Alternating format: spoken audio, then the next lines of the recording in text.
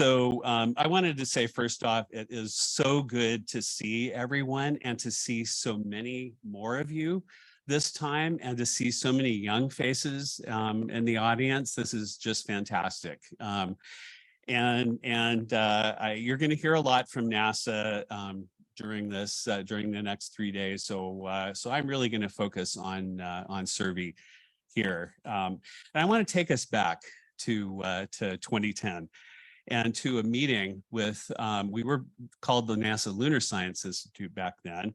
And we had a very small meeting at that I know a number of you are very familiar with, and probably much of the audience here. The meeting was Mahesh, myself, Wim van Westernen, and Ralph Jouwman.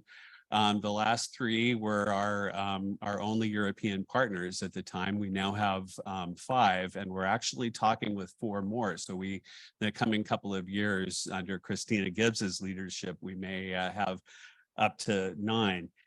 And we talked about an idea. We talked about an idea of a pan-European lunar science consortium, and with a meeting associated with it, and so much, large part to Mahesh's hard work, plus the work of our other partners with us supporting it as much as we possibly could. We had the first meeting of the European Lunar Symposium back in 2012 in Berlin. At first, it was every 2 years, but I think in 2014, we decided there was so much interest and such a growing interest that we would have it every year. We've been so honored to support this ever since.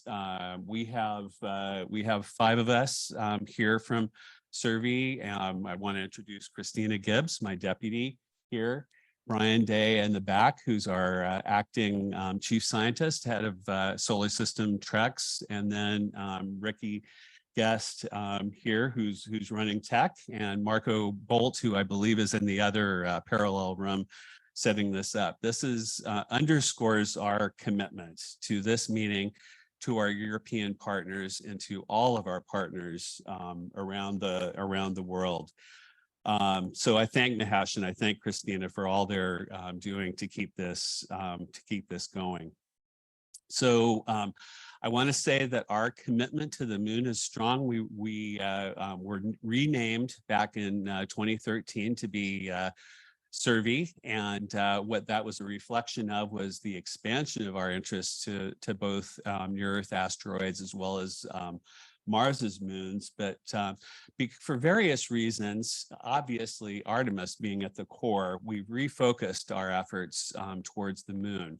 And so we've just chosen within the last month or so 5 new research teams. You can check our webpage out for the announcement. Tom Orlando right there is one of the new selectees, plus 4 others. And these teams are all very strongly lunar focused. And we have become integrated in a way that we never were before, with not just Artemis, but also CLIPS and PRISM and so many other things that NASA is doing.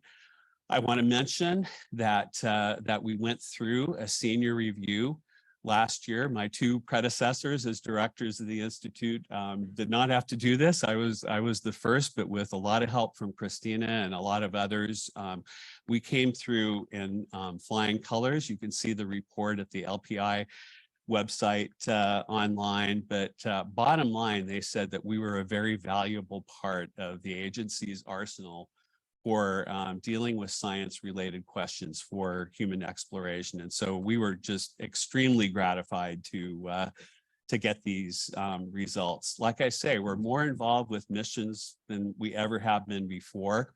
One of our former Survey staff, Dr. Brad Bailey, who I think a lot of you know, is now Deputy Director of SEO at NASA headquarters, which is in charge of CLIPS and PRISM and a number of other things. And so we have an entree there. And then at the very end of this symposium on Thursday, you're going to be hearing from Dr. Jake Bleacher, who was also a former Survey investigator, who is the head exploration scientist for all of NASA.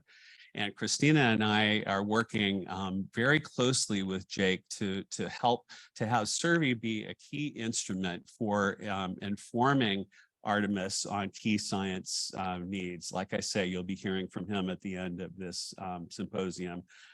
So just a couple of more words. I mentioned young people at the beginning.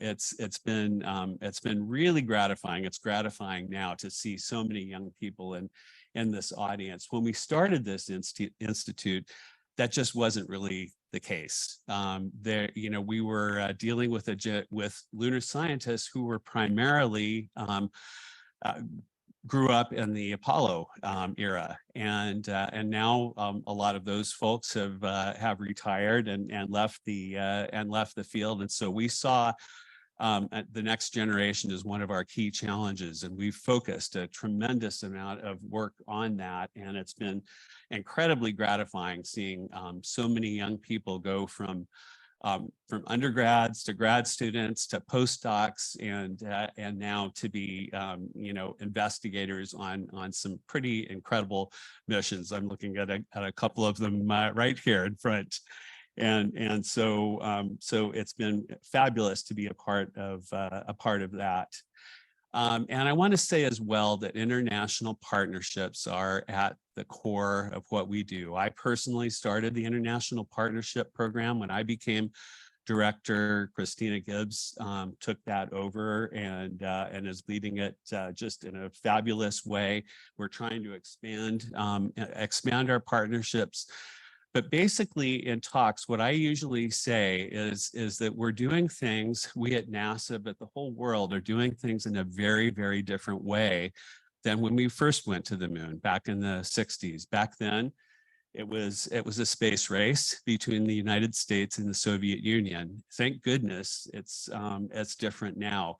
And what we want to do at NASA in general, but particularly SURVEY, is raise the tide for the whole world and engage the entire world in this wonderful effort that we're doing to return humans to the moon and to harvest these fabulous scientific results. So anyway, it's like I say, it's an honor to support this effort, and you can count on our support for a whole lot of years to come. Great to see all of you. Thank you.